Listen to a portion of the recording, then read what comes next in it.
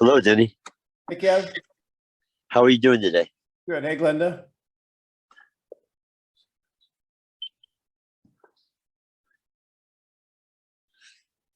How are you today, Denny? Am I coming through okay? Can you hear me? Yes, sir. How are you?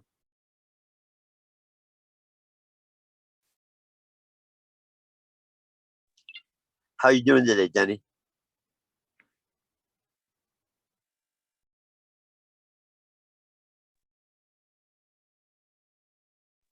Can you hear me, Denny?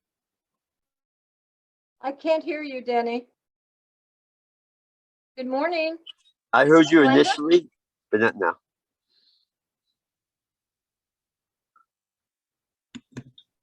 All right. How's that? A lot better. 100%. Thank you. Yeah, I'm doing awesome, Kevin. I guess I got muted there by mistake. Yeah. You're looking very dapper today. Thank you. I had TV today. Sounds like fun. It's fun. Fun. Sherry, you better change your name. I know who you are. John won't be with us. He's got a meeting today, so I said, okay, I don't know if I can do it without him. We'll see. Let's go on over here.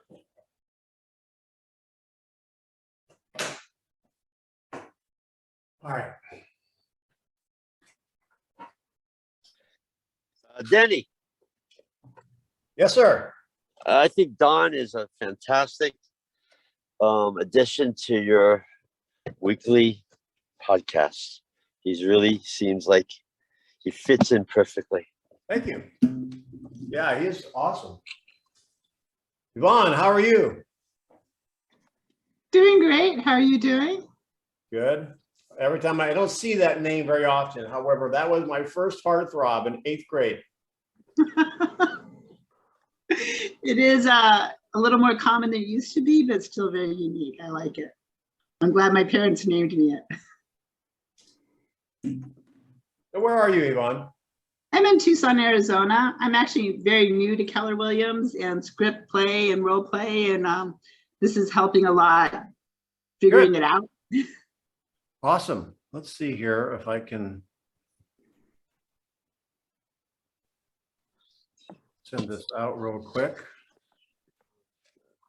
Fine, you're with the right person. Denny's great. I learn something new every time. I've been doing this for a while, but never done script or role play before, and it's I'm finding it more enlightening than I thought I would. You're going to enjoy it. You really are. Yeah. Thanks. How's your weather over there? We're a little cloudy today. We're not the 100 and something that we normally are, so it's kind of nice. It's 90 over here in Alameda, California. By San Francisco? Yeah. That's not normal, right? No, it's not. It's hot.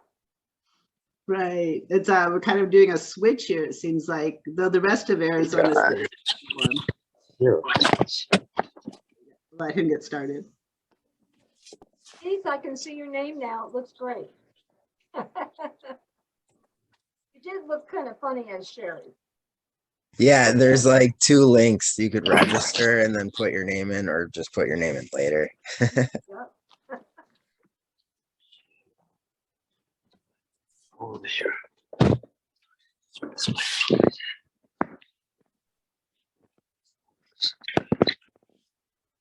You got another minute.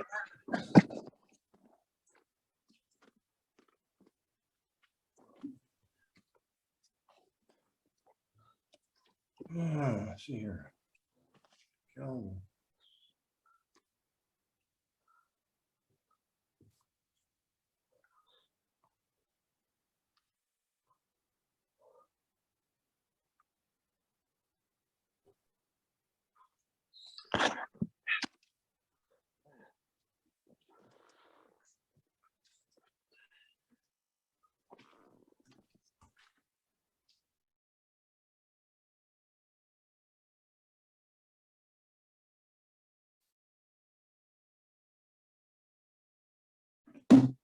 All right, guys, it's 1 o'clock sharp, and we always start bold on time. We had an appointment at 1, it's 1 o'clock sharp. We'll begin.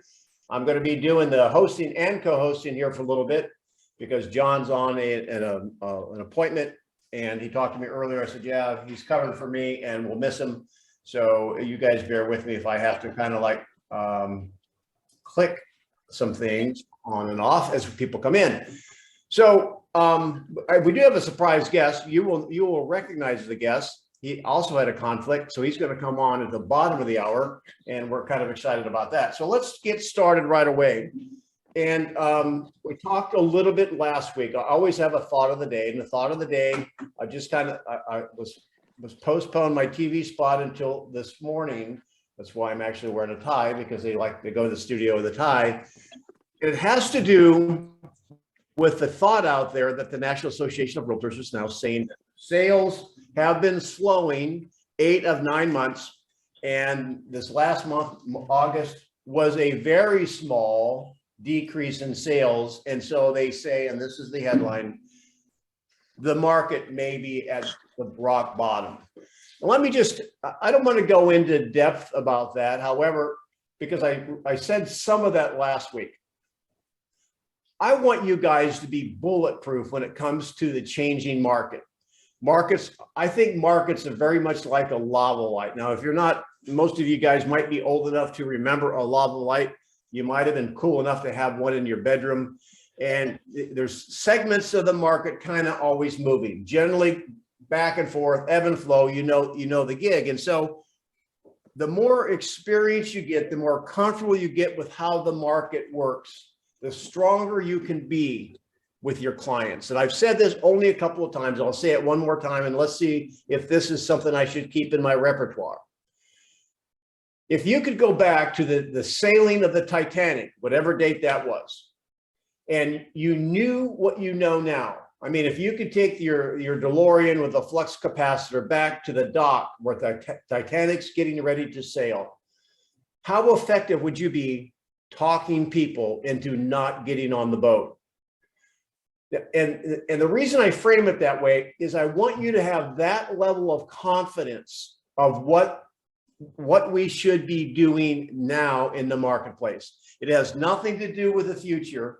You have confidence in what's taking place, because one of the things I do not like about the NAR headline, this may be the bottom of the market. It's predicting or planting a seed in the market, particularly in sellers' minds, that, hey, maybe we're close to the bottom. And what happens is, I don't really think you can fake buyers off the fence. However, I think the challenge that's out there, and I want you to fly above this, is that when there's headlines out there that's coming from the National Association of Realtors, so they're going to always have a positive spin on it. And believe me, I don't mind positive. I just don't like Pollyanna. This is what can happen. If organizations like that publish false positives, how do you think a seller is going to react that's been on the market and the house hasn't sold, and they see that headline?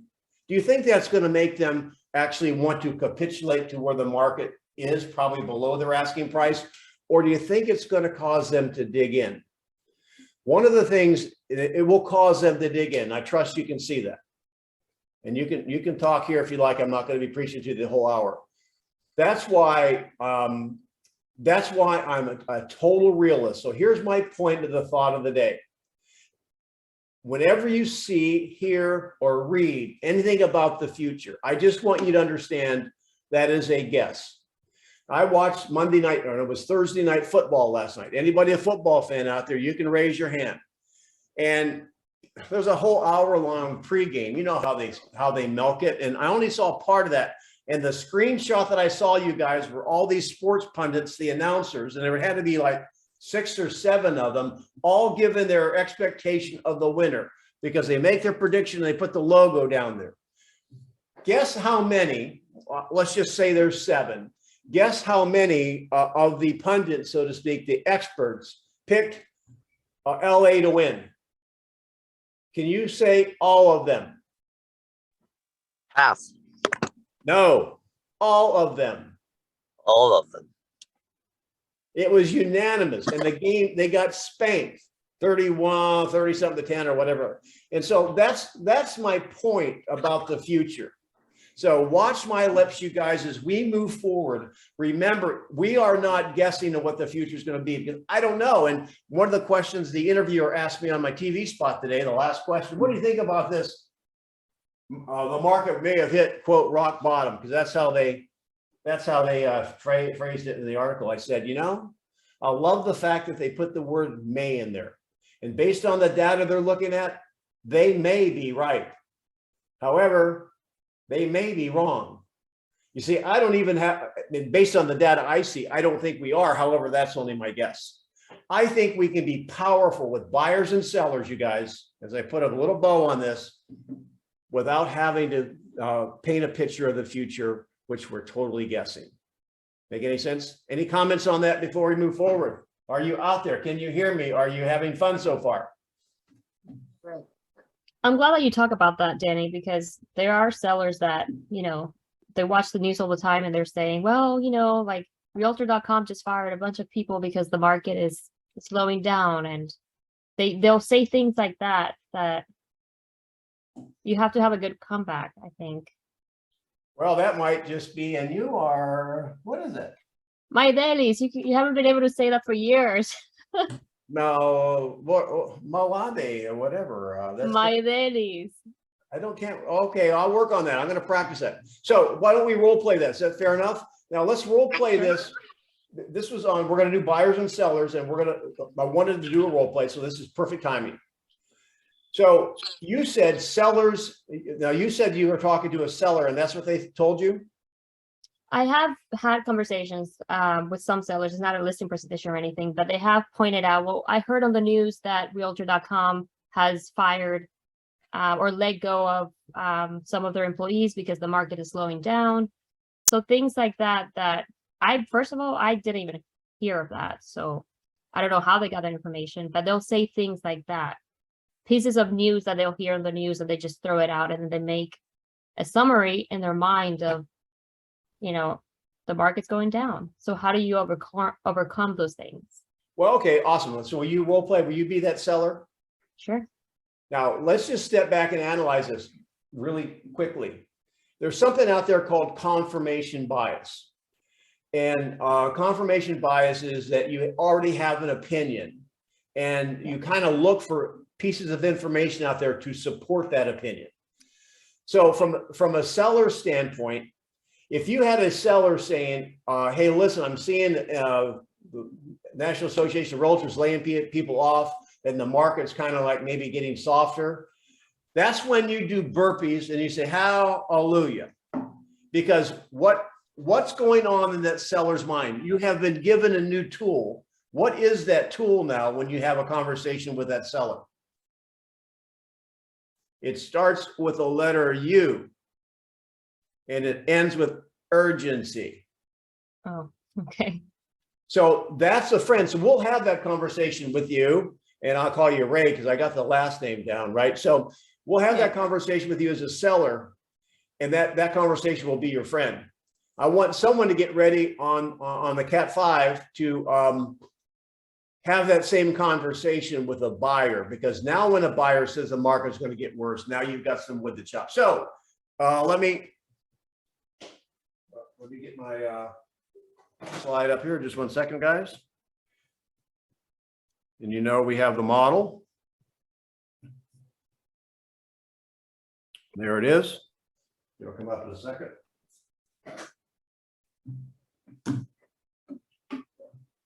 We are at the kitchen table.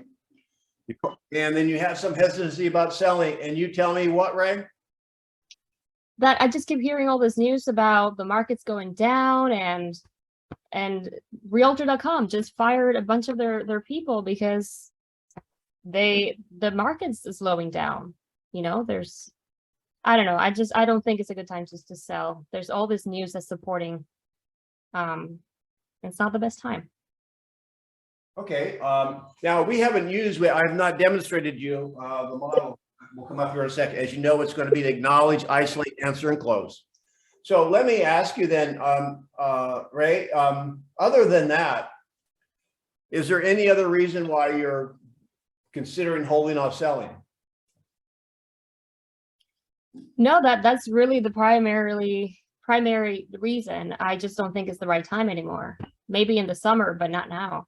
Okay, now I'm going to pause the role play, and this is where I want you to kind of answer me. Now I'm driving the role play right now, and you're in my passenger in the role play bus. Okay. There's a couple of directions to go. I want you to tell me what question would you ask from there? We've just isolated. We'll assume that that's her main concern. There's a couple of open pieces that have to be put together here. Who has an idea of what we need to discover? The motivation? Motivation is absolutely number one. Motivation is number one, right? And so let's go down that road. And the way you just remember, she was thinking about selling for a reason. So there we go. I was thinking of selling because I have built up quite a lot of equity. But now I'm just discouraged because maybe I waited too long and the market is going down. It's bad what's happening. Like I get all this information and the news and my friends are talking about it and I'm just overwhelmed. It's not a good market right now. No, I think she's putting a lot of stuff in there. However, I think there's a lot of people in that particular boat right there. Yeah. And she just gave you a lot of information. So we're going to go to motivation. So let's then be ready, because I want you to tell me what happens next based on what she just said. So I understand you got a lot of equity. What were you going to do? Now notice I said equity. Why did I say equity? That's what she said. I am working on perfecting, and that's why I make notes of using their words, not your words. So what were you going to do with that equity when you sold, Ray? Well, that's a personal matter. I don't want to get into that. Okay. Well, were you going to be, well, the reason I'm asking is that I didn't know where you might be living next. So for me to help you, I have to kind of understand, kind of your process. If you're selling here, where are you going next? I don't need personal information. However, this has to do with making a real estate decision. Well, I was thinking of going up east. Okay, awesome. And would you be buying there? Yes, we Okay. would probably be buying there. I'm going to put a timeout. Now, her answer to me when she said it's personal kind of threw me for a moment. I've never had that. However, I could see, I think maybe that's Ray's personality. I could see somebody saying that. No, it's actually a question I had. Like, what do you do if somebody does that? If somebody says it's none of your business? I got that. So where I went with that, guys, is this. I attempted, maybe it was clumsy because I wasn't expecting that. And I had to think on my feet that I'm attempting to help her in a real estate matter. And this is an ingredient I need to have clarity on how I can best advise her. Now, she may or may not buy it. However, I gave her permission. I don't want your personal information. And what I'm attempting to do is help her understand when you go to the doctor's office because you have a rash, they want to know what your meds you're on, what's your medical history. And if you said to the doctor, hey, listen, that's a personal matter, do you think they would really buy that? So I want you guys to feel like they may be a little bit careful of in divulging information. However, don't we need certain bits of information to help them? Don't we have to kind of see the picture on the puzzle box for us to help them? Absolutely. So how do you help me see that you're not just trying to get my information? All right. So somebody speak up and tell me. Ray, I'll let you sit there and get ready because you're playing this really well. When I ask the question if she's going to own or not, why is that important?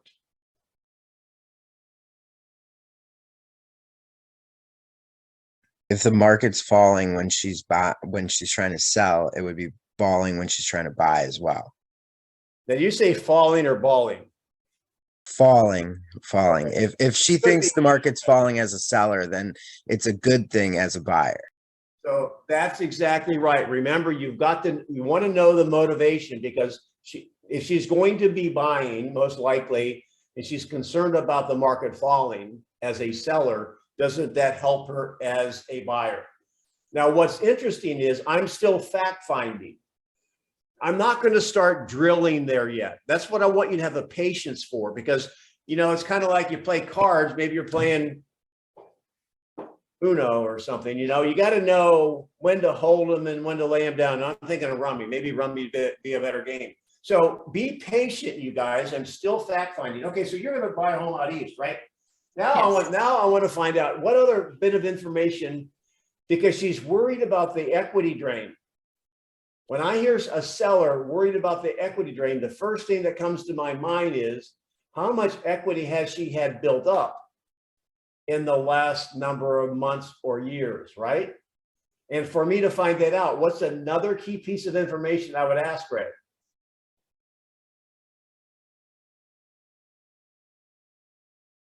Does she Again. own, or does she still have does she have a mortgage, or does she own the property outright? Okay, awesome. Thanks for participating there. Well, okay, maybe that would be useful information. I don't know if it makes a difference yet. However, that would be a decent question. So I would there would be nothing wrong with that question. She says Could it that. be, Go could ahead. it be, is the house vacant or are you still living in it? Yeah, well, that would be a question if we didn't know, but we're sitting in the house at the kitchen table, so she is occupying the home. I'm assuming that's the scenario, Ray, right? Yes. All right. So good. What else? You guys are participating. Awesome. What's another level of question we might want? We're talking about equity buildup. So where I'm going with this is, wouldn't you want to know how long she's owned the house? So Ray, all right, I get it. So let me ask you, how long have you owned the home you're in now? Oh, we've been here for about 12 years. Now, now when you share 12 years, I'm dissecting this as I go. Would that be different than maybe 12 weeks? Yes. Or maybe even 12 months? I get it. So do you remember what you paid for the home, right? Yeah. It's about 220. And based on what we're talking about and what's going on in the market, what do you think it would bring in today's market? You know, last time I talked about this with a realtor, it was in the summer, and they had quoted about close to it was like 475, something like that. So 475, maybe 500, right? Yep. And the reason I wanted to kind of know that, well, so if you sold it, it sounds like you're getting a pretty good, handsome gain on equity, right? If I would have sold in the summer, yes. But now, I mean, the news keeps talking about how this is going to crash. So I'm not willing to take that risk. Well, help me understand, let's assume that you could get 450 to 500 for it right now. You're saying that's bad news for you? No, if I can get at least 475, then I would be okay with that. So now I'm going to be out of role play. So you guys, what I'm attempting to do is to get her focused on the milk she spilled out of the cup and focus on the milk she's got in the cup. In other words, forget about the equity loss. I want her to focus on the equity she's gained. And so I know that you've owned it for 12 years, and I'm just kind of curious. Do you know what it was worth 2 years ago? No, not really. I do a lot of work in the area. Your home would have probably been worth about 275 to 300,000 last year. So or 2 years ago. So the last 2 years, your home has gone up. Let's just round numbers to 300 to 450. That's $150,000. Okay. And so clearly it's a very handsome gain. Yes. Yes, I see that. I can see that. And do you think the market is starting to work against you now? No, I mean, what you're comparing, Denny, makes sense to me. However, again, everyone's talking about how this thing is going to crash and the economy is not helping either. So interest rates have gone up. So if I'm going to have it to buy on the East Coast, my interest is going to go up. Right now I have a 3.8 on my house. So I guess my question is this: are they talking about it that if the market crashed? Or are they talking about it? They think it's going to crash. this seller has filled their cup with all this information that I got we're it. But still, gathering. she either believes it's happening now or it's already happened. So let me walk you through. This is an important part of it here. Has the market Okay. crashed, or you think? Are they saying that it's going to? It's going to. So if you were in a theater and it was going to catch fire, would you want to get out before the fire started or wait for the fire to start? Before the fire started. So I think then if you think the market's going to go down and you want to sell high, when would be the best time to sell? Now or later? No. So I mean, do you think we basically at that point kind of, maybe some other things, do you think we've landed the plane? Is there anything rationally one can say? Because I think you played right into it. I mean, if you've got a seller that is hearing the market's going to crash, well, then we better not waste time. I better get a sign in the yard now. Does that make sense? So what if she does believe that it's already crashed? Okay. Anyone, I want you guys to play here, you guys, you know, I love playing.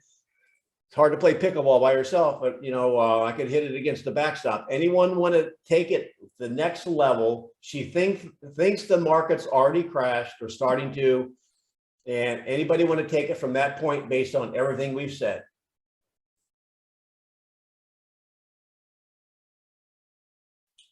I could take it. All right, let's go, Junior. It better be a question. Junior's my new hire. He just graduated high school. Okay, so how much exactly has the market crashed?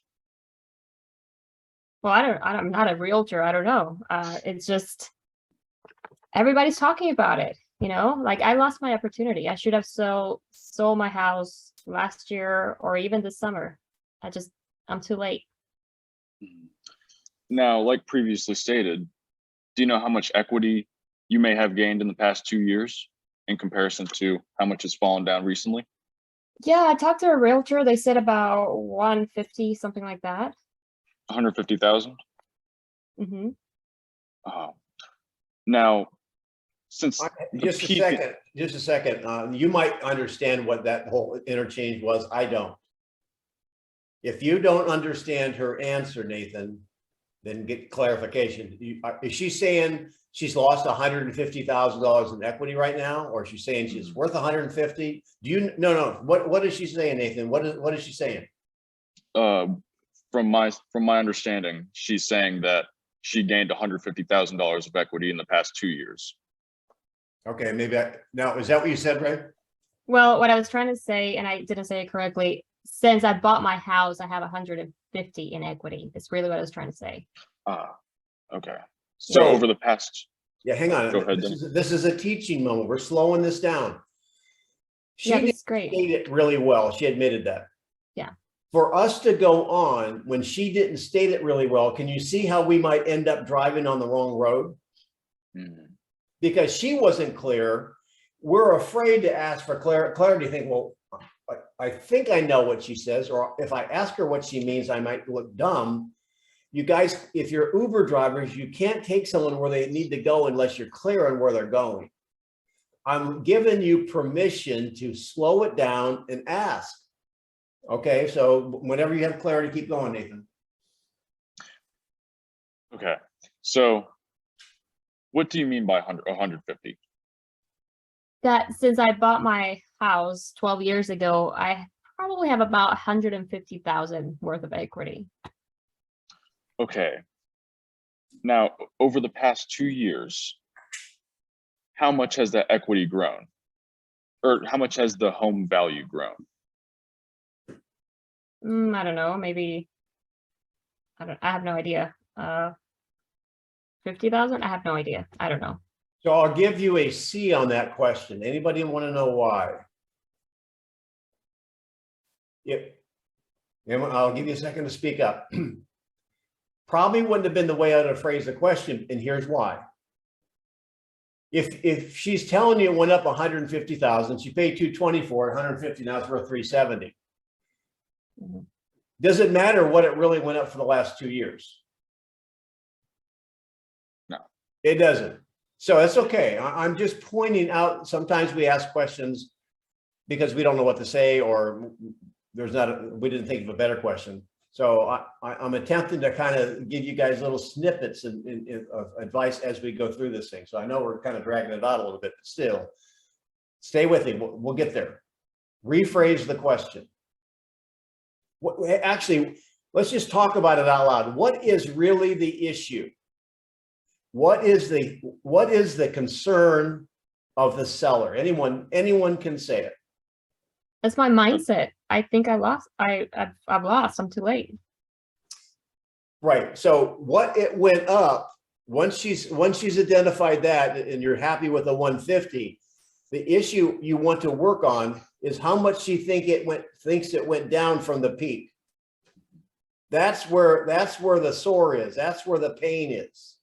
So how would you get there, Nathan? Okay, so since the peak, do you know how much money you may have lost? Equity. Or how much equity you may have lost? You know, Nathan, I'm not exactly sure, but I do know that it was a very active summer. There was a lot of multiple offers, and people were even waiving their appraiser. So now things have changed. You know, everybody's scared.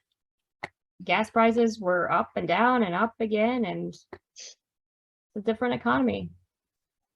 And are you the only one who has lost equity in the market? I'm going to stop. Why are you asking that question? Because if she's selling this house and she's going to be moving into another house, then it means that she'll be getting it at a discount then. Yes. Now, I was just going to say something, but I wanted to see how you respond. Remember, we have that cooking on the back burner. I'm not going there yet. That's okay. There's one more thing I want her to answer. So rather than keep you in suspense, this is what I would ask.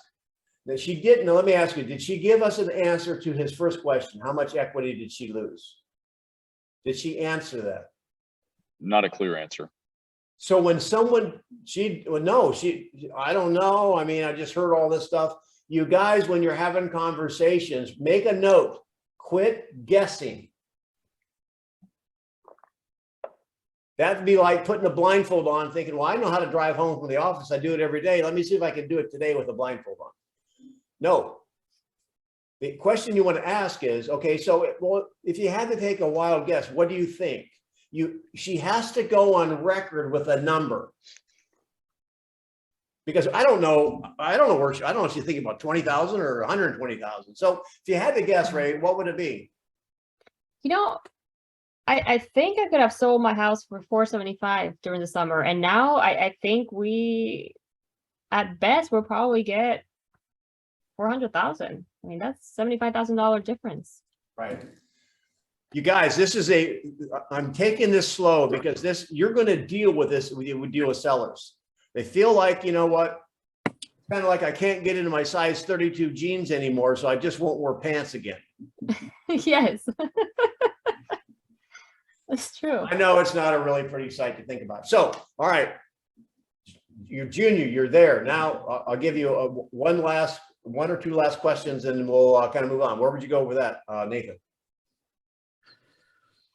Okay, so you believe that you could have sold it for $475 at the top, and now it's at $400,000. Now remind me again of what you paid for it initially. $220, but that was 12 years ago. Yeah, but you're going back to equity of where she paid for it. That's not even important. The important is the loss of her growth. And you should have been taking notes. She paid $220 for it. So that is not relevant.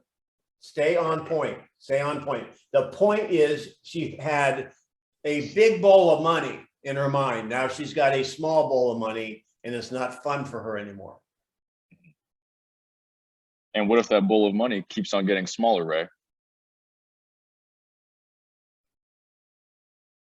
Then I'll just wait till the market changes again.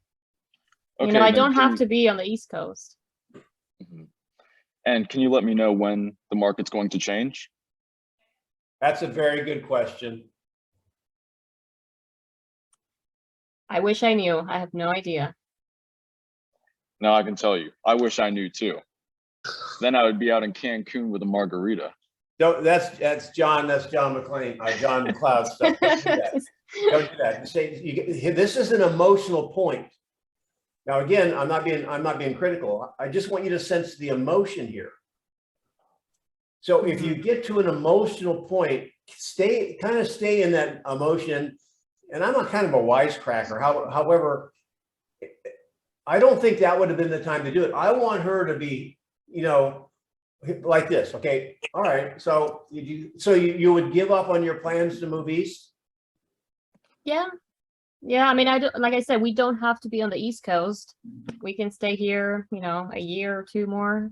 It wouldn't be ideal, but again, it's a huge risk. The market's going to crash. So I just don't want to be put into that situation. Now, when we were talking about her moving east, she kind of put up some red flags. She didn't want to talk about it. I haven't pressed her on that yet.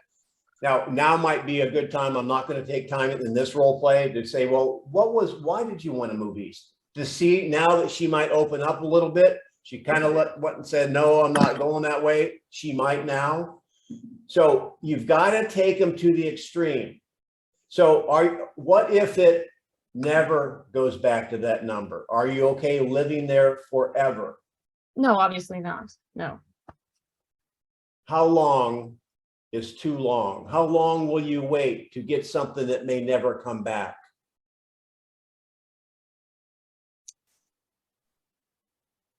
I guess I would just, until I'm tired of living here, to be honest with you. I work from home, so that's not an issue.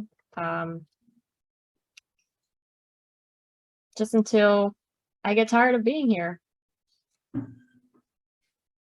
Now, we haven't laid the card yet. I know Nathan wanted to go down about the house out east somewhere that is actually going down too. There's one more thing. There's one more card that I want to lay with her. I want to see if I can't change her mindset. She's thinking she's losing. Mm-hmm. Now, this is how I would lay the card, and you can go back to the 220 if you want. But so when I asked you earlier, I mean, the home 2 years ago, you could have sold it for $300,000, and now in 2 years, it's worth $100,000. It was worth 300, and at the peak of the market, you could have sold it for 475, right? Correct. You would have been happy if you get 475 today, correct? Yes, absolutely. So here's the question I'd ask. So that's $175,000. So if you had a friend that went into the casino and had a lucky streak on whatever game they were playing, roulette or whatever, and they were winning and winning and winning, and they had won up to $175,000 by sitting there like for 12 hours, $175,000. All of a sudden their luck changes and they start losing, and they're losing some of their winnings, and now they're down from $175,000, they're down to $125,000. What would be your advice to your friend? To get out, to stop. Would they be getting out a loser?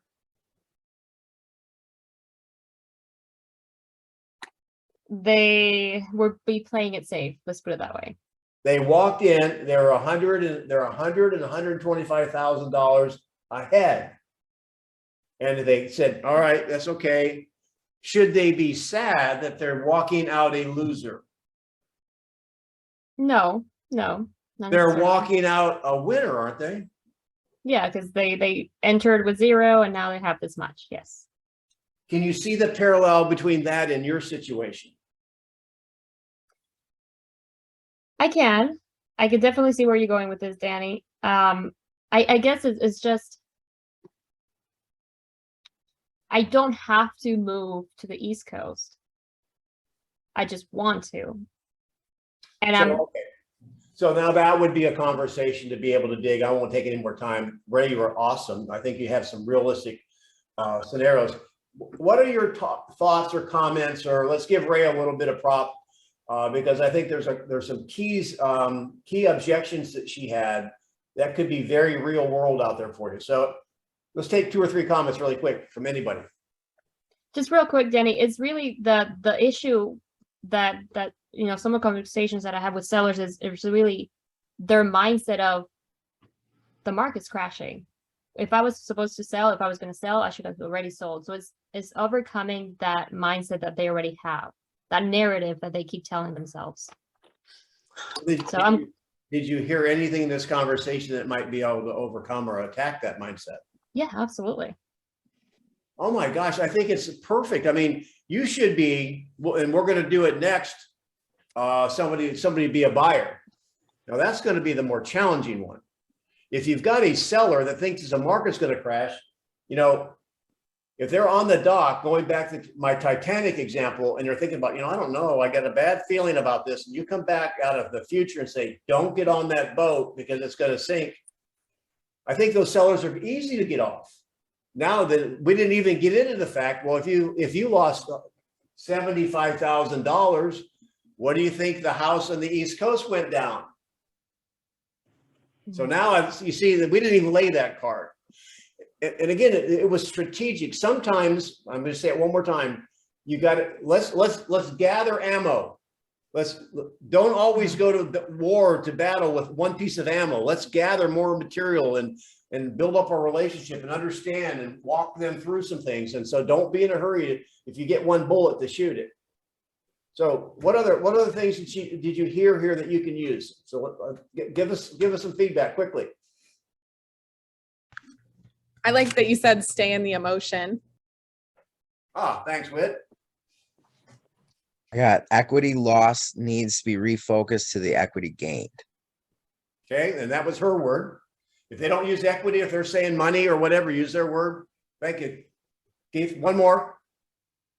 I really liked the casino comparison as to when they really are losing and not losing. Yes, all right, and that's key, Yvonne, that's key. You guys, there's not a seller in this market that's losing. And it's like saying, I go back to it, just because you can't fit in your wedding dress anymore doesn't mean you don't look good going out. All right. I also like your take it to the extreme, because that's like the hardest thing, right? We hear one thing, we're like, okay, yeah, and then we shift instead of going to the next level. Like, what if you never get it back? Yeah, exactly. All right, awesome. Denny, Yeah. could you have gone to the scale of 1 to 10? How badly do you want to leave? Say she says a 5 or a 6, just for argument's sake. Yep. Then you go straight to the fact, well, if I can get your price from 6 months ago, would you be willing to get it listed with me now? Yeah, well, the 1 to 10, Kevin, that's a great thermometer. However, if they're going to say 5, then the question is, what will it take to get you to a 10? And well, the right price. Awesome. What else? You're going to have to then isolate that, so and again, I didn't have to drill down much in her motivation, because she kind of threw up that roadblock. And in the real world, I'd have circled back on that. Sure, that was the way you said the nuance on that just now was mind-boggling. It was really nice. Thank you. All right, let's do a buyer. Let's do a buyer. That was very sweet. That was very, very sweet. Yeah, thank you. Don, are you on yet? I don't see you. All right, we're going to do a buyer now. If a buyer feels that the market's going to crash, let's stay on the same theme. Who would like to be the buyer? You guys, anyone can do this. I'll be the buyer. But be nice, Whitney. I'll try. Last week you kind of went sideways on us. We couldn't nail you down, so you're going to have to be nice. Okay. Then, do I have an agent that would like to take Whitney one-on-one as a buyer, as we follow the model here, And this is what you're going to get this in all kinds of shapes and sizes. And this is what it is. I want to wait blank. You're going to find buyers and sellers that want to wait. So this is where we need to practice. Put the model back up. I need an agent that wants to handle Whitney. She's a handful. I think Keith can do it.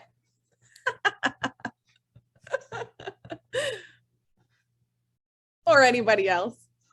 I'll do it.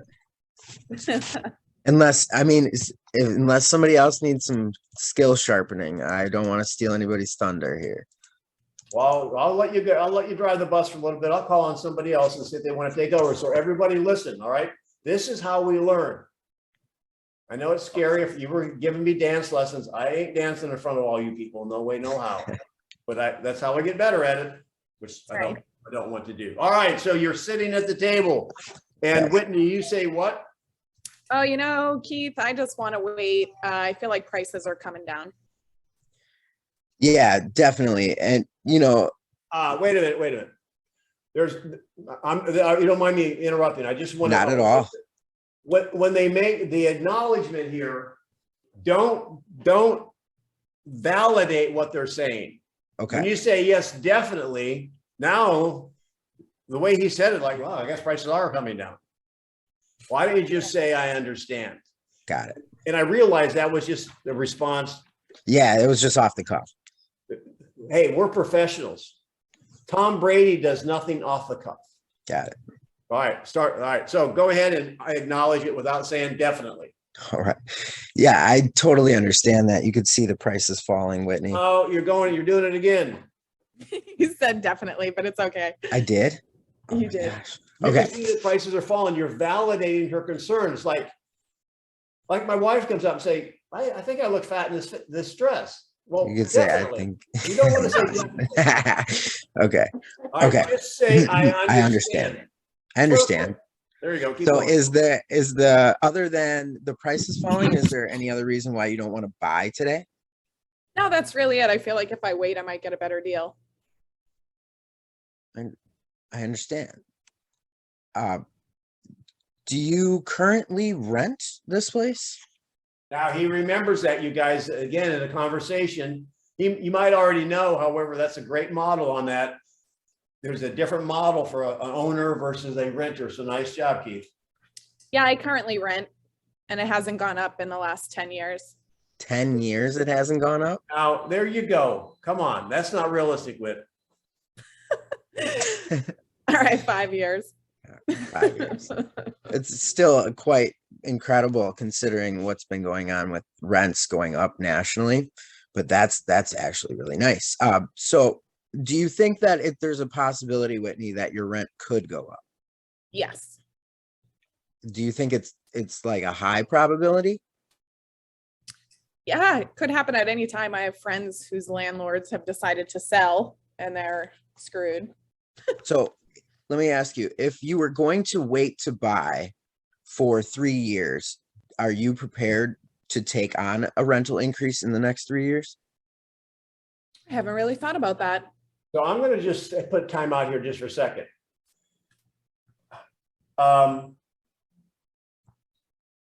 These are conversations we've had and you're using bits and pieces, which is okay.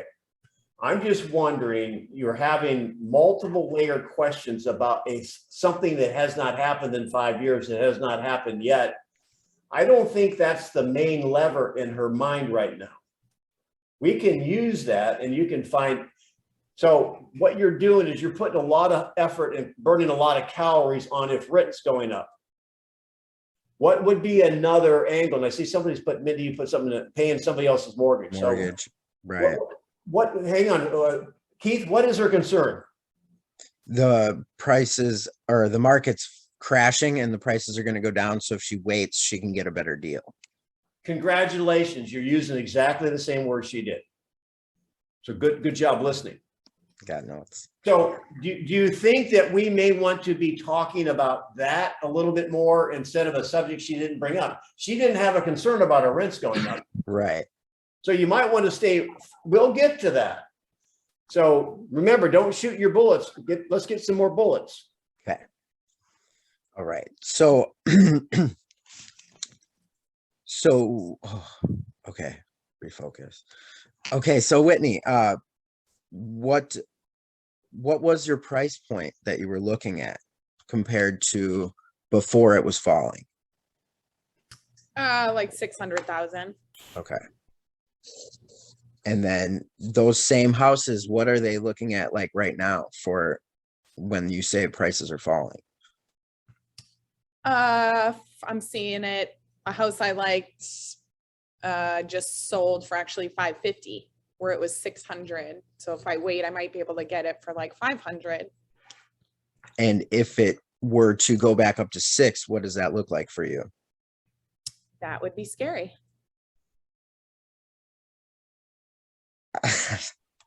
Okay, let me.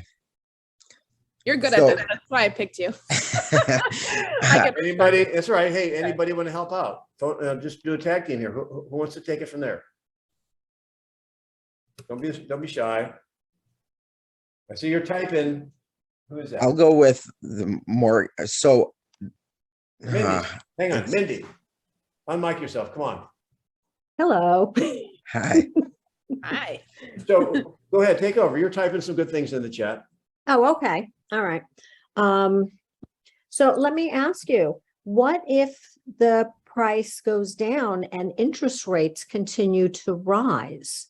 How will that affect your monthly payment? I haven't really thought about that. So do you live in the purchase price? Oh, sorry, I have to go through the model. So, so I understand you hadn't thought about it. Let's think about it for a moment. Do you live in the purchase price or do you live in your monthly payment? That's an interesting way of putting that. I've never heard it that way. That's a good question. I wouldn't even know how to answer that as a buyer. Payment, but yes. Right, right. And so it's the payment. And how much is your monthly payment now? 2,000 a month. Now, 2,000. okay. Now, did you mean to say monthly payment versus rent? Yeah. I meant to say your monthly rent payment. Okay, good. Yeah. Okay, so so it's $2,000 per month that you're paying for rent. Is that right? Yes. Okay. So if you bought at this price with current interest rates, how does that compare to what you're currently paying someone else's mortgage on?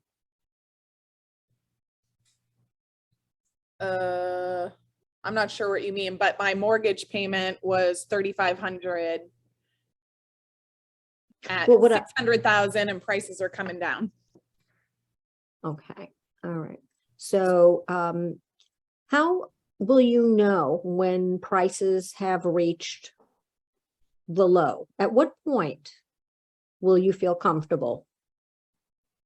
That I don't know, but I just feel like they're going down pretty fast. Uh-huh, I see. So I understand. So you think that they're coming down pretty fast. So One thing she's doing well, she's attempting to stay on questions. I taught this, we did some objection handling in my bold class in Wisconsin this week.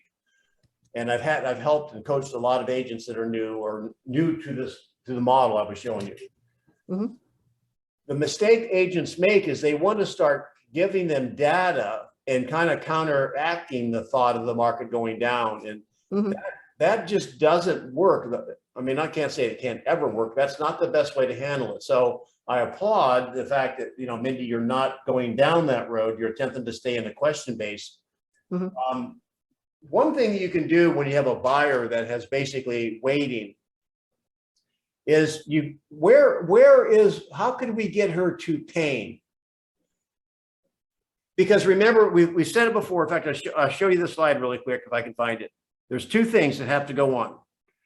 So we have to understand what they see. And that's one, in the first role play, I was asking a lot of questions to get a clarity. That's why we have a lot of questions up front. Don't start shooting bullets yet. Then this is what we have to do then, help them see what they don't see. So something like this, Mindy. So Whitney, How long have you been having the idea of wanting to start building equity? The last couple of years. 2 years, the last 2 years? Yeah. I got it. Awesome. And why didn't you act then? That's a great question. I don't have a solid answer for you. We'll find. I'm one. ready now, though. Well, I mean, you were looking, so what held you back? The competition. I got it. And if you could go and play the game again, and you could go back like Groundhog Day and do it again, would you make the decision to buy 2 years ago? 100%. Why? Because homes have appreciated drastically over the last 2 years, and I could have been building equity instead of paying rent. Based on the price range of home you're looking at, do you know how much equity you could, I'm taking her to pain, you guys. Do you know how much equity you'd have in your home right now, based on the price range that you're talking about? Yeah, probably 150,000 easy. Yeah, between 150, 175,000. So here's my point, Whitney. We can't go back. However, your opinion on your decision-making process based on the market then was wrong. What makes you so, and I might soften that a little bit, because I don't want to point out that somebody's wrong. I'd probably say you admitted you go back and make a different decision. So forgive me, I didn't say it great the first time. So what makes you so confident that your opinion of what's going to happen in the future is accurate today? So what I've done, and her answer is not really important right now. However, what I've done is take her back. She admitted she should have acted. And now she was the market expert 2 years ago. And so now if she was wrong, she's the market expert today. You see how you might be able to do that? And then I have a formula here real quick, and we'll have time for potluck, whatever you want, is this. We've showed this before. And here it is. And Keith asked the right question. Do they currently own or rent? So let me ask you, you're renting. So let me ask you, do you play? Well, all right. So Use that one. I like that one, and I still haven't figured out how to say it. okay. So let me ask you, have you ever heard of people that play? Ever heard the concept? Some people play to win. Some people play not to lose.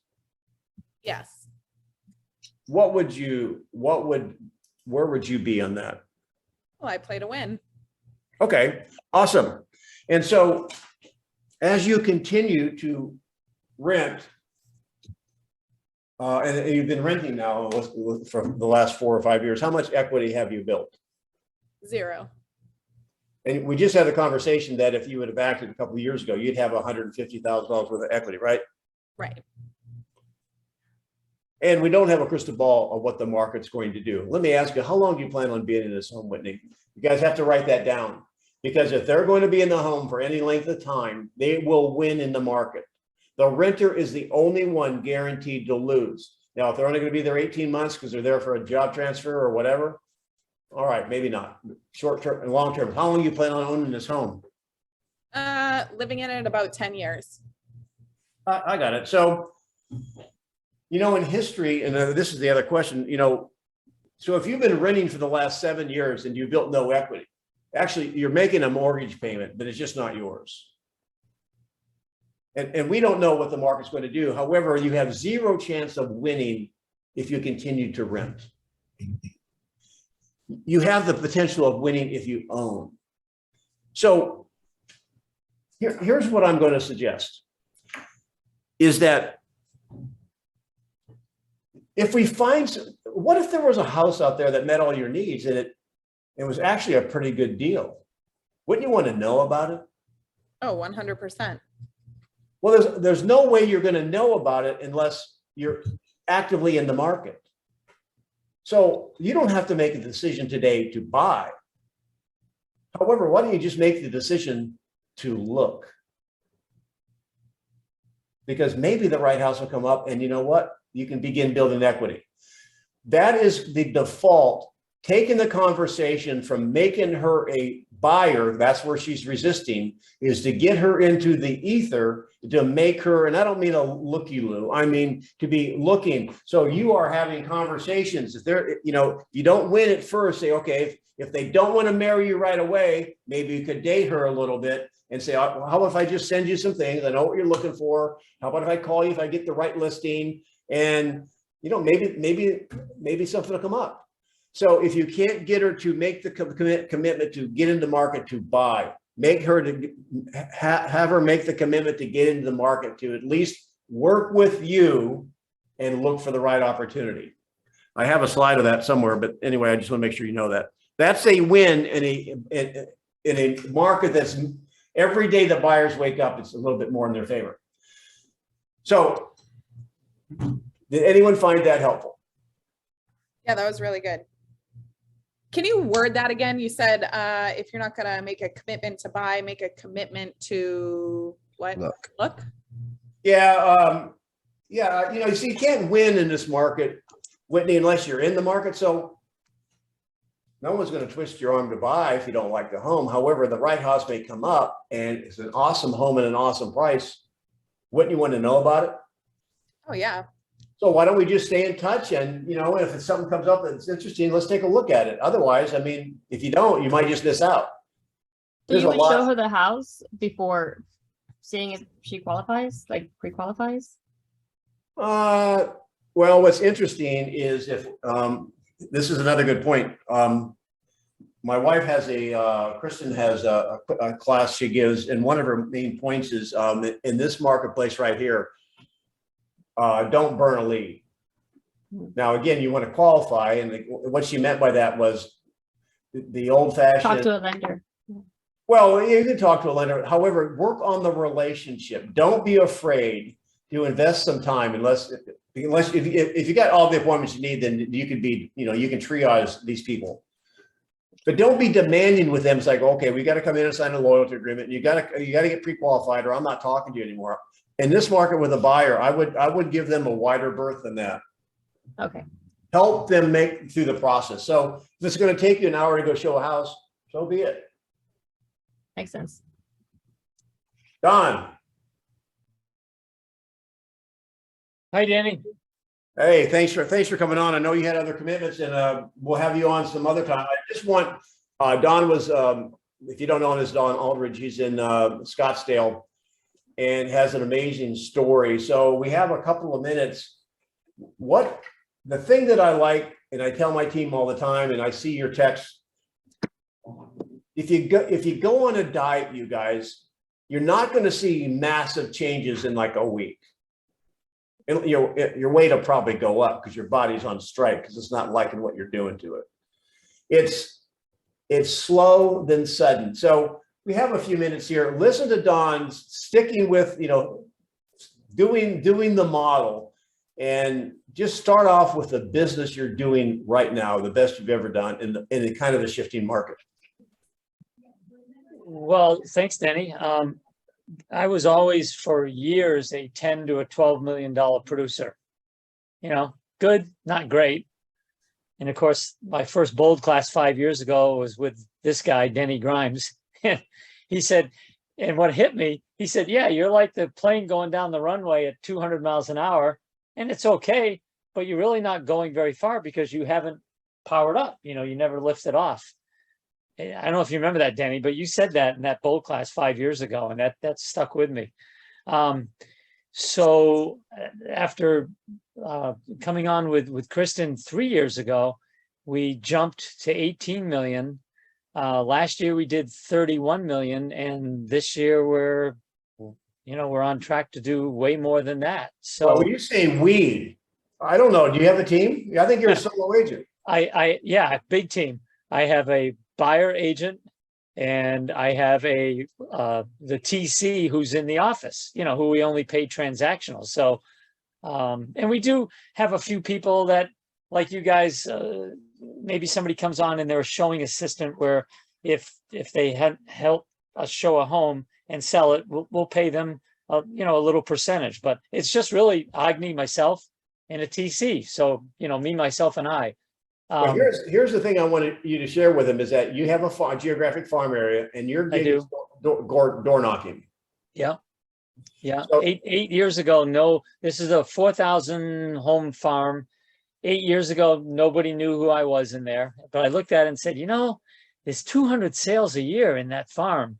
And back then the average price range was like 5 or 600,000. So I'm thinking, that's 10, 12, $18,000 a door. Right. And hey, it's hot here, just like it is in Florida. So you sweat a little bit, but basically going and knocking on an average of 20 doors a day. I would get through the farm about 3 times a year. And I got to be like one of the top, like 5 or 8 people in there within a couple of years. And now we're probably in the top 3 and we're looking to knock everybody else out. And other people are always going to get their 5 or 6 or 8 transactions in that farm, Denny. I'm not going to knock them out. I don't really care about that. What we're taking away, guys, is there's probably 150 agents that have had 1 sale in there a year, onesies and twosies. When we can just capture 20 of those people's business, that's 20 to 40 transactions. And that takes us to be by far and away the number 1 guy in there. Plus the average price range in there now in 4 years or 5 years, it's $1 million. So a lot of people would have kind of a mindset issue about knocking on $1 million house. So this is the kind of a role play scenario. So why don't you just, for you guys that were thinking about wanting to do some lead gen via door knocking, what is your stick? Okay, knock, knock. I open the door. Hi. Well, I know who he is because if I've never met him, I looked him up on tax records. Hi, Denny. I'm just going to say something, you guys. If you're farming an area, that's worthwhile. If you're just circle prospecting a listing somewhere and you'll never be back, don't waste your time. Correct. If you're farming, look it up. So you go out there, those 20 doors, I know their names, right? Whether it's first time or, 20, there have been people even now today I'll meet for the first time. I've never caught at home. It's okay. So, hey, Denny, and I'm handing him my door knocker. I'm handing him, a hard stock door knocker that the title company does. Hey, Denny, I'm Don Aldrich with Keller Williams Real Estate, just stopping by to let you know about a house we just sold around the area. It was a 4-bedroom. You probably know it on San Salvador. It was listed at $950. We sold it at $950 in a couple of days, and just want to know if you know anybody else in here that may need my help. You guys, I love that approach. He gives them something. People are always interested or mostly interested in what's going on in the neighborhood. Real estate's on everyone's mind. And I call it the misdirect, meaning Don did not ask him, hey, you want to think about selling? What would it take to get you to sell your house today? No, that doesn't even fit with me. Hey, who do you know that would like to take advantage of a great market? Well, I don't really know anyone right now. I mean, that's pretty cool. That's okay, Denny. And you've been here how long? 16 years. 16 years. And see, who better to promote this neighborhood than you? I mean, you know why you like it here. So where did you move from 16 years ago? Atlanta. Atlanta. And what brought you all the way across the country? A job. It was a job. Your job or your spouse? Well, it was both of our jobs. Both of you guys. Okay, great. And how did you end up pick Scottsdale Ranch 16 years ago, Danny? Well, this is where we thought this was out in the middle of nowhere, and it's kind of changed. It has changed, and you've seen that in 16 years. So if you were to move again anywhere, now that you've been here 16 years, where would you go? I can't even imagine moving. It makes me want to vomit. I got it. So I get it. So, well, as you see on this door hanger that I just dropped, here's the average dollar per square foot. Here's the average price range, and here's the time on the market. Would you be offended? It takes me about 6 months to come back. Would you be offended if you're not home if I just leave it on the door next time, just to give you an update? No, I don't mind. Okay. And on the back, hang on, because I carry this around too. Hang on, guys. This is on the back of what I've shown them, a little blown up. So Denny, you do get the HOA magazine, right? Yeah, I do see that. Yeah. So that's me without the hat. So you get this every 2 months. So if you lose that door hanger I just gave you, and you happen to come across somebody that has a real estate need, you can look me up in the magazine right there. Would you mind giving me a call? That was beautiful. No, I'm happy to do it. Thanks for stopping by, Don. My pleasure. Okay. Thank you. I appreciate it. Have a great weekend. So I know what people are thinking, and thank you for being on the call. It's worth another 2 minutes. Here's the deal. People have this phobia about knocking on doors because they're afraid they don't know what to say. Now, that was pretty simple. You don't even have to memorize that. If you're going to have a farm, I mean, you'll know who they are. They think Freddy Krueger's behind the door. So how many times when you knock on the door, do they come out with knives? Let's see. I've knocked on thousands of doors in my 35-year career. I've never had anybody come out with knives. Well, now you're in your farm. How much rejection do you get relative to whatever? I mean, give me an example of somebody how they're rude to you. Maybe 1 out of 100. Maybe once a week. Maybe. So Ray, we talk about sellers' mindsets. They're all balled up in it's mindsets, everything. You guys go out there and find a geographic area, knock on some doors, give them something of value, ask them who they know that might want to take advantage of an awesome market. And that's it. That's all. And then I'll tell you why it works, because no one else is doing it. That's exactly right. Nobody is doing it, whether it's hot or cold or beautiful. Nobody is doing it consistently. Awesome. And I mean, it pays to be handsome like Don, and you don't have to be. So before we let you go, does anyone have a question? I mean, Don he was humble. He in the last 2 months, he's having $50,000 gross commission income months. 70,000. All right, there you go. There you go. However, it didn't happen overnight. He's been consistent about it. He's also getting back to his database. So does anybody have a question or anything for Don before we let you all go? So Don, you door knock on like luxury properties, 800 and up? Is that what it is? Well, I picked this farm because it had a lot of activity. It's a nice area. It was a good price range. So obviously the price range has gone up, but I wouldn't be doing what I'm doing if I didn't knock on doors every day. So it's not considered a real luxury area because a lot of places in Scottsdale now have come up. But I knocked on a lot of, in my career, I knocked on a lot of I used to have a $200,000 farm, 30 years ago, Danny. And so I guess that was my question. Is there a difference between a higher price range versus a lower price range to door knock? Well, is it the same approach? I can't knock behind the gated subdivisions that are in this or are guarded, right? But there's probably 2,500 homes out of that 4,000 that isn't gated or guarded that I can get to. And the other 1,500 also get that magazine and they also see my signs and right. So don't let that stop you. When you knock on a 3-bedroom, 2-bath, 1,200 square foot home worth $60,000 with a 2-car carport, I did that for some years. You're probably not going to meet, the percentage of people not being nice to you goes up, but you go out into a decent area, make sure the area has, some turnover, that no agent really, really dominates it. And you just consistently show up. And if you give them something that gives them the average dollar per square foot, let's say Denny was a little less nicer to me, I would just say, well, on that, why are you here? Well, Mr. Grimes, I just wanted to let you know, here's the information on your neighborhood. It averages over $1 million. This is your average sales price, your average dollar per square foot. And I just wanted you to know in case you knew somebody else that I could help. Have a good day. Thanks. And I leave. Some of the conversations are that short, but when he closed the door, what did he have in his hand? Right? It's an impression. Okay. And Thank you. Don't get balled up on the price range of the home. I understand if it's gated or not. There's luxury properties, however, people are the same. Yep. Good point. Anybody else before we let you go? Thank How you many guys. days out of the month? Or are you knocking once a week? Twice a month? Just Every curious. day, Monday through Friday. I do miss some days, I do. But Whitney, no, the goal is Monday through Friday, 5 days a week, 20 doors a day. It's Oh, 100 okay. doors. Is it that's 20, 100 doors. you knock It's 20 100 doors a doors? week. Is it 20 doors a day or until you talk to 20 people? No, 20 people might take hours and hours.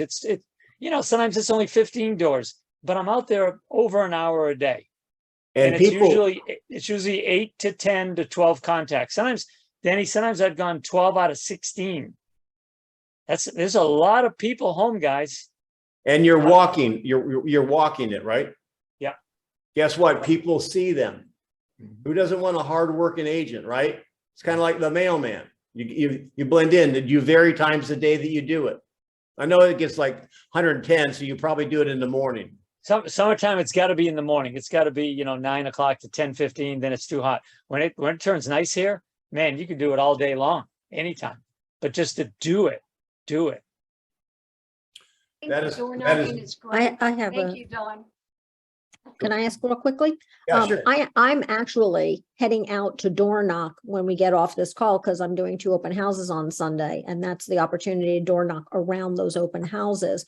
I tend to overthink. So if I want to start farming a new neighborhood to raise my price point, I can overthink, well, what am I going to give to them? So other than just local data, do you have any suggestions on that? So I don't delay waiting for the right thing to give to them. It's not rocket science. I mean, when I update the door knocker that the title company prints out, I just, in Scottsdale Ranch, I just look into MLS over the last 6 months. What's the average sales price? It's right there for you. What's the average square footage that is sold? I put that down, and average price, $1 per square foot, and something else I can't even think of right now. But you can pull all that. Oh, days on the market, average days on the market. So Mindy, if I'd never met somebody and I was knocking around an open house, the script would be, again, I didn't, like Denny said, I didn't look up your name because this is a one-shot deal. Hi, ma'am. My name's Don Aldrich. I'm with Keller Williams Real Estate. I'm holding a house open. It wouldn't be talking this fast, but I'm holding a house open down the street, 1234 Cherry Lane this Saturday from 1 to 4. If you know anybody that would like to come by and enjoy the same neighborhood that you live in, please invite them, or you come yourself. By the way, on that little door hanger, there's your average $1 per square foot in the last 6 months. There's the average price range, and there's the days on the market, which has gone up. So, come on to the open house. By the way, I'm sorry, my name's Don and your name is, and then maybe that conversation, how long have you lived here? Great. Who else might you know that wants to come to this open house? You want to come down and check it out yourself? That's cool. And if it continued, then when do you plan on moving? How long you lived at this address? Where did you move from? How'd you happen to pick this area? Can I leave this in the future? Blah, blah, blah, blah, blah. That's a script, guys. I've done that a million times. And you get better. You get better each door you go at. Yeah, no, I'm very comfortable and confident and have done the door knocking around the open houses for years, using the Ignite scripts. It's more of if I'm looking to farm for a different neighborhood. When you talk about this door knocker thing that you're handing, I mean, is this an object? Is this a flyer? Yeah, it's 8.5 by 11. It's on hard stock. It's got I don't have one right here. I'll have it next call. It has a hole in it, so if you're not home, I just leave it on the door. But that's, when you hand somebody, what's the reaction, right? What do they do? They take it. They'll take They it. Right, reflexively take it. May I help you? No, I'm just looking. They open the door. May I help you? Yes. You'd be 99 times out of 100, they take it out of my hand. So don't overthink it. Get the stats from your MLS. Just put 2 or 3 down there. Keep it simple. Here's some simple, up-to-date stats on your Cherrywood subdivision. And by the way, I got a house open down the street, and just have a conversation with them about it. And if they're not home, leave it. Well, I'll let you, just one more point I'll make. You guys can also have, if you have buyers or somebody in your office has buyers, you just got their initials, they're looking for something in Scottsdale Ranch and their price range is 9 to 1 million. Inventory is a little tight. If you know anyone who's like to sell, I'll give this to you. If you want the door knock with training wheels and you're willing to make an investment, I'm not saying you have to do this. However, people like stuff. I mean, to give them your card or give them that little a sheet, what Don's talking about, put a scratch off ticket in there. It's $1. Your title company will print it for you. It'll cost you nothing. Well, Don, you guys have been great to be on. I appreciate you being on. This is also going to be recorded and posted on the my YouTube channel. Please go there, Denny Grimes, the master of real estate, and subscribe. We're attempting to hit the milestone of 500. I appreciate you being on, and you guys have an awesome weekend. And I always close by saying, be careful out there. Thank you, Take Don. care, guys. Sergeant. Thank you. Thank you. Thank you. Thank you, Don. My pleasure. Thank you, Denny. Thank you, Don.